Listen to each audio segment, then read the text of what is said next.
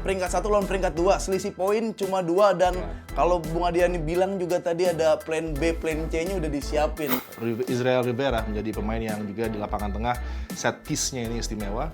Hugo Jaja on fire. Gimana nih perkembangan dari Koko Ari di lini belakang Madura, karena kalau sepertinya itu dia bisa dapat mentor yang tepat tuh dari Farudin Arianto tuh.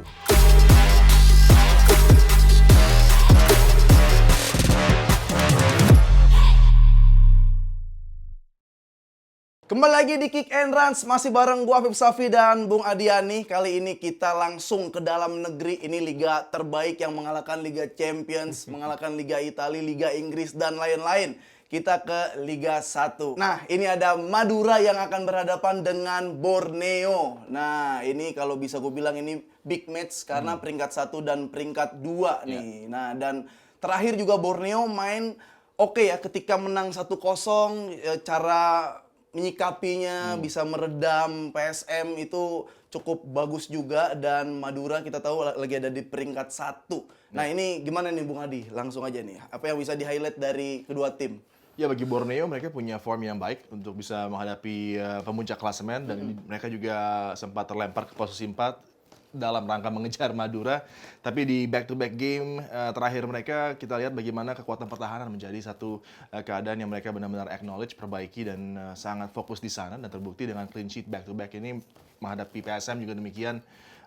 Walaupun memang ada sedikit kontroversi dari penalti yang sebelumnya tentunya Siran mengaku diving ya kepada Bernardo Tavares. Ini keadaan yang menjadi side story yang menarik untuk laga PSM Borneo. Mereka kalah dengan skor 1-0. Sebelumnya pun gol di perpanjangan waktu dari Silverio Gonçalves ini juga menjadi gol penentu sang pemain bertahan. Jadi back to back game juga dengan clean sheet, dengan menciptakan 1 gol dan 2 central defender yang justru Leo Lelis menghadapi PSM dan sebelumnya Silverio. Jadi ini kembali bagaimana Borneo sekarang bisa adaptif juga dan tidak hanya mengandalkan para pemain tengah dan depannya untuk menciptakan gol, tapi juga bagaimana pemain bertahan bisa terlibat di sana. Dan bagi Madura, mereka sedang on fire, ini flow-nya sangat sulit dihentikan. Mereka menciptakan gol demi gol dengan nyaman, dan Brandao Junior menjadi pemain yang langsung nyetel dengan rekan-rekannya. 7 gol sudah diciptakan.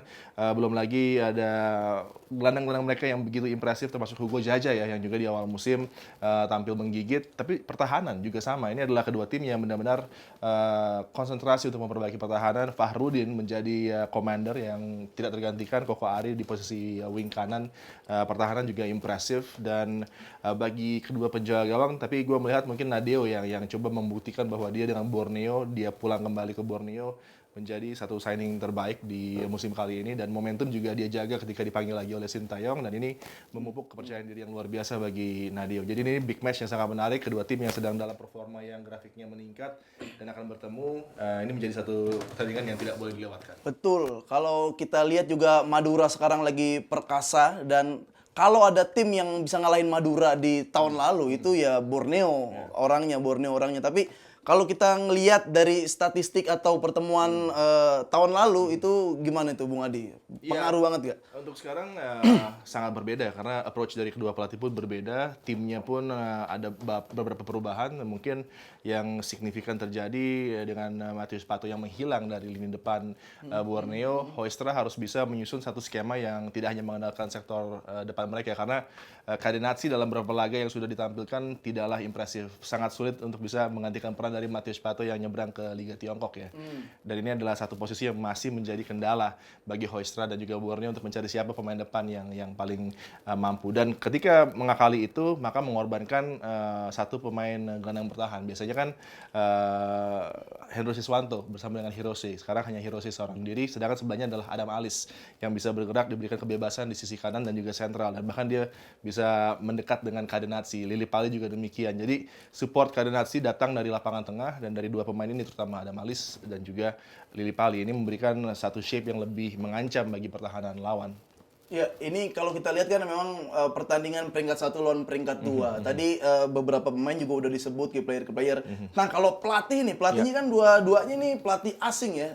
Ada kemiripan cara bermain nggak tuh di gameplaynya atau seperti itu? Ya, coba menggunakan kecepatan, sepak bola ekspansif dan menarik dilihat, terutama dengan passing-passing pendeknya. Tapi Hoistra kita melihat sekarang sudah sedikit merubah ya, tidak hanya dengan Pakem coba menekan lebih agresif, tapi juga lebih balance di lapangan tengah dan pertahanan untuk menutup juga kelemahan tadi di depan. Dia menggunakan para gelandangnya. Dan kalau Mauricio Souza, ini adalah tipikal Brazil ya, bagaimana setiap lini punya kemampuan ball handling yang baik, kemudian ancaman mereka bergerak dinamis dengan menggiring bola. Israel Rivera menjadi pemain yang juga di lapangan tengah set piece-nya ini istimewa. Hugo Jaja on fire, Brandao tadi, dan didampingi oleh pemain-pemain yang sudah mengakar di Madura yang membuat mereka startnya begitu mengesankan. Tinggal bagaimana kesalahan-kesalahan kecil di zona pertahanan harus dihilangkan, dan itu tadi peran sentral dari Fahrudin ya. Dan juga Jacob Mahler, ini adalah pemain yang underrated mungkin, usianya masih muda, tim nasional Singapura, tapi dia menjadi pemain yang merubah bagaimana Madura tampil lebih solid, dan mereka sudah tidak terlalu lemah di transisi dengan adanya Jacob Mahler ya. Iya, itu kalau Madura tidak terlalu lemah di transisi dan memang harus bisa mengantisipasi lagi blunder-blunder di lini belakang ya. Tapi kalau dari Borneo itu yang tadi Bung Adi bilang kehilangan Matius Pato yang ke Liga Cina itu bisa jadi hambatan serius gak? Atau gimana ngelihat lini serang Borneo-nya ini sekarang? Ya, harusnya bisa ya, tapi justru inilah kepintaran dari Hoystra. Bagaimana sekarang sistem dia tidak lagi mengandalkan pemain depan seorang diri, tapi melibatkan Lili Pali, melibatkan Adam Alis juga, Kehirose juga bisa bergerak untuk menopang serangan, kemudian dia cepat juga untuk menjadi covering defender bagi Leo Lelis dan juga Silverio. Leo Guntara yang masuk juga tentunya dari posisi wingback bisa menjadi solusi ketika kebuntuan build out tercipta, karena dia juga cukup agresif ya untuk bisa bergerak. Dan Fajar Fatur Rahman, pemain muda usia dengan ketangkasannya, dan dia bisa link up dengan para pemain lapangan tengah juga. Ini adalah pemain yang juga terus menjadi bintang di lapangan permainan bagi Borneo. Dari lini pertahanan nih, lini pertahanan Borneo itu dipastikan juga harus menjaga satu nama, yaitu Junior Brando. Nah, ini Brando udah cetak 7 gol di Liga 1. Nah, ini gimana nih cara mengantisipasi pemain tersebut? Iya, Branda punya ketangkasan untuk bisa mengakali pertahanan low block, dan juga dia bisa untuk melakukan pergerakan-pergerakan ketika di marking rapat, tapi terus saja bisa menciptakan space. Ini yang harus diperhatikan oleh para pemain lawan agar tidak memberikan space tadi, dan bagaimana menutup bola-bola yang coba disodorkan oleh para pemain lainnya kepada Branda. Karena kalau dia sudah mendapatkan space dan juga bisa berputar di kotak penalti, bahkan ketika dia tidak melirik ke gawang pun di laga sebelumnya bisa menciptakan gol yang sensasional ya. Jadi ini adalah pemain yang sedang dalam form yang baik juga, dan diikuti oleh pemain-pemain lainnya yang bisa mengembangkan penampilan dari Brandao. Nah, itu dia tadi di belakang udah, di lini depan juga udah, tapi dipastikan duel kedua tim ini menjadi duel di lini tengah juga kayak di Liga-Liga Inggris sekarang, karena ada pemain yang benar-benar harus jadi perhatian khusus. Kalau di Madura ada Lili Pali, di Madura ada Israel dan Lili Pali, di Borneo ada Lili Pali. Nah, itu gimana tuh di lini tengah tuh akan seperti apa? Francisco Israel Rivera kembali satu lagi pemain yang sudah memberikan warna tersendiri ya bagi tim Madura. Dia juga tidak hanya kemampuan ball dribbling, kemudian handlingnya, tendangannya dari jarak jauh, dan juga set piece making yang luar biasa. Ketika dia mendapatkan kesempatan tendangan sudut ataupun tendangan bebas, dia bisa arahkan menuju gawang lawan. Ini yang menjadi keunggulan yang begitu luar biasa dimiliki oleh dirinya. Sedangkan Vano Lillipali di awal musim dengan sekarang pun agak sedikit berbeda penampilannya. Dia coba lebih melebar terkadang untuk bisa menciptakan overload di sisi flank. Tapi yang tetap menjadi kendala adalah apakah Cadenazzi tetap ditampilkan oleh Hoystra sebagai pemain depan, karena sangat minimal memang opsinya di sana.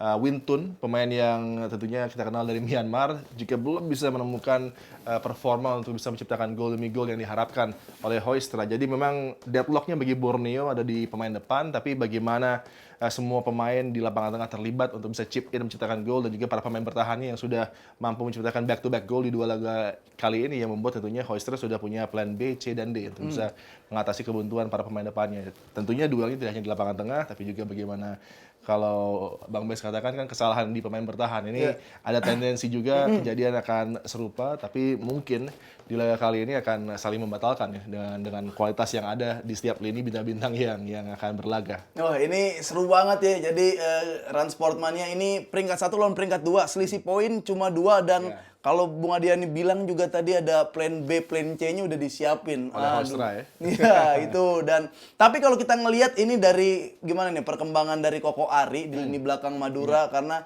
kalau sepertinya itu dia bisa dapat mentor yang tepat tuh dari Farudin Arianto tuh. Cukup aman nggak tuh? Sangat lini belakang aman ya, Madura? karena covernya mutakhir lah kalau sebagai wingback yang rajin untuk menopang serangan, maju cukup jauh, memiliki cover seperti Fahrudin akan pede. Jakob Meller juga memberikan komplementari itu, dia bisa bergerak melebar juga untuk menutup celah-celah yang ditinggalkan oleh Koko Ari ketika dia coba merangkai serangan. Jadi Koko Ari sekarang nggak usah khawatir untuk melihat ke belakang gitu kan.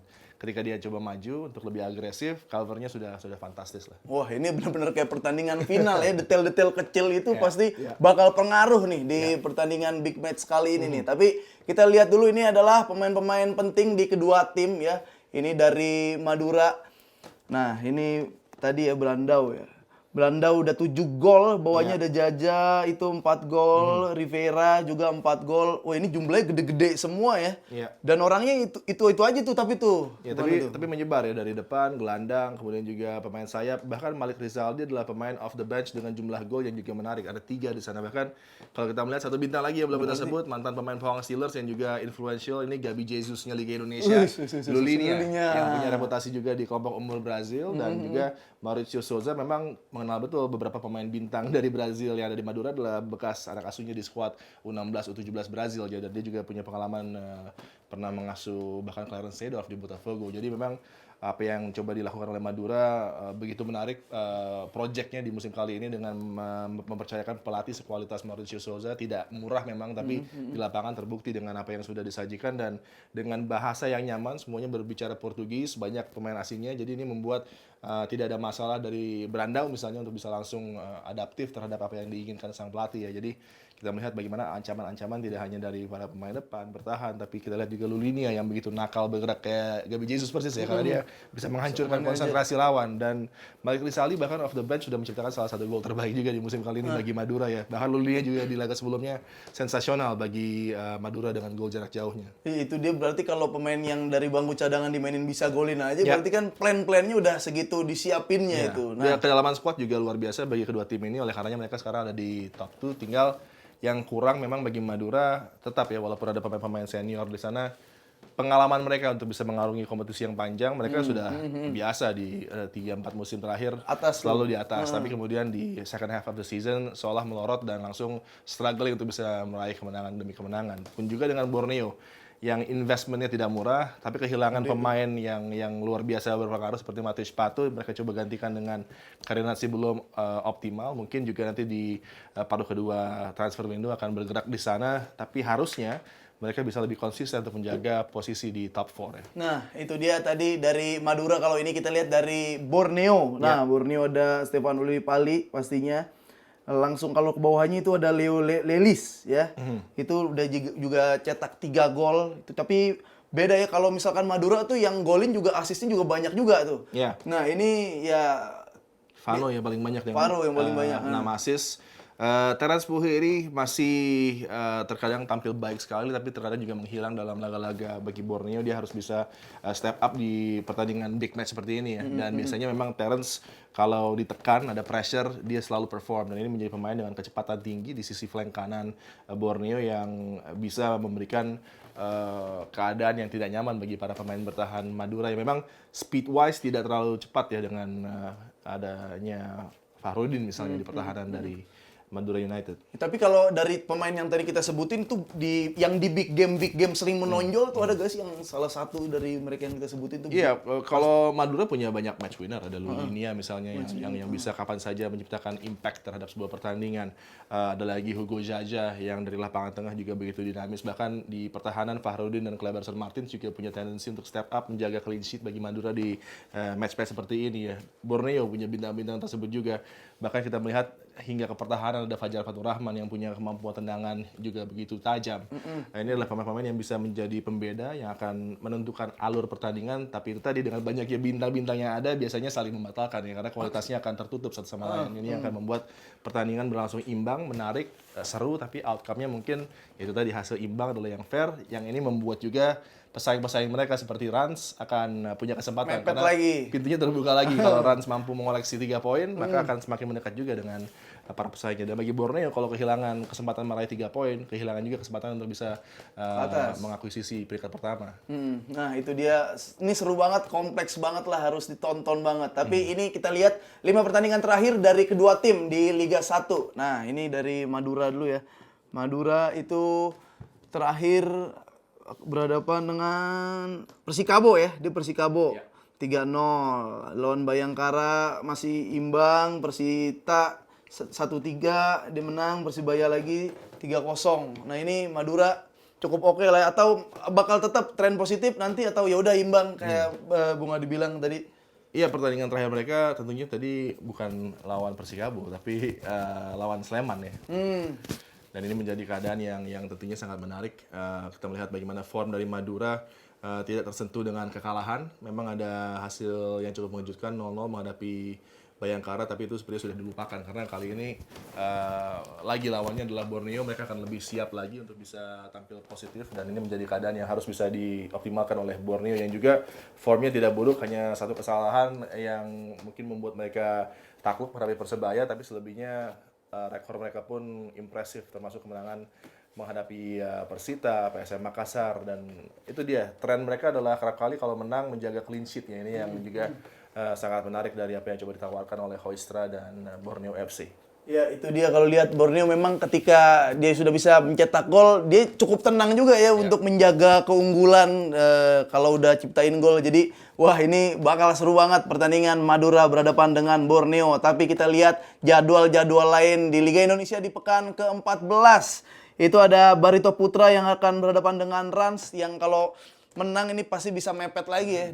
Ketiga itu ada Arema berhadapan dengan PSS, Dewa United, Persibaya, Persik, Bayangkara, Persib Bandung, Persita. Nah ini Bali United, Persikabo, PSM, PSIS, Persis lawan Persija yang terakhir. Tadi kita udah lihat, udah preview juga, Madura akan ada berhadapan dengan Borneo. Yang mana lagi tuh? Yang paling menarik, yang Bung Adi siaran lah, itu yang mana itu?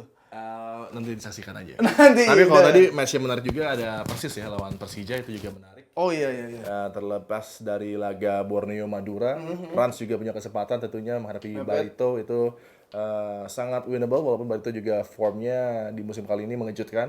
Ini adalah tentunya laga-laga yang sangat sayang dilewatkan karena semuanya menarik, dan uniknya dari Liga 1 adalah papan bawah pun bisa memberikan kejutan di laga-laga menghadapi papan atas. Jadi itu yang menarik ya. Nah, itu dia. Ini kita lihat juga klasmen Liga 1 di 2023 2024. Ini sampai pekan keberapa tadi tuh?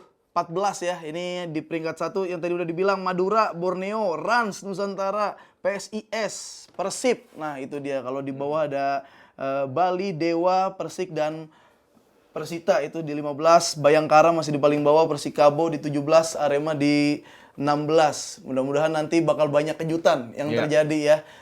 Oke, kayaknya gitu dulu. Udah seru banget, udah kompleks banget. Pertandingan pasti bakal berlangsung dengan seru, dan jangan lupa kalau nonton yang Bung Adinya yang siaran juga. Nah, itu dia nih. Tadi kita udah bahas Liga Dalam Negeri, Liga Inggris juga udah kita bahas, dan masih ada pembahasan yang menarik lagi. Makanya tetap ya stay tune terus di Kick and Run. Nah, kali ini gua mau ngebahas seputar Liga Champions yang akan main midweek nanti. Ini antara Napoli berhadapan dengan Real Madrid. Kita tahu Napoli sedang struggle juga di Liga Italia, kalah start dengan Inter, Milan, bahkan Juventus. Kalau mereka struggling lagi, kalau mereka belum bisa mengatasi masalah tadi, kalau kata Bang Bes, Madrid bukan tidak mungkin akan menjaga clean sheet dan unggul cukup nyaman atas Napoli ya 2-0.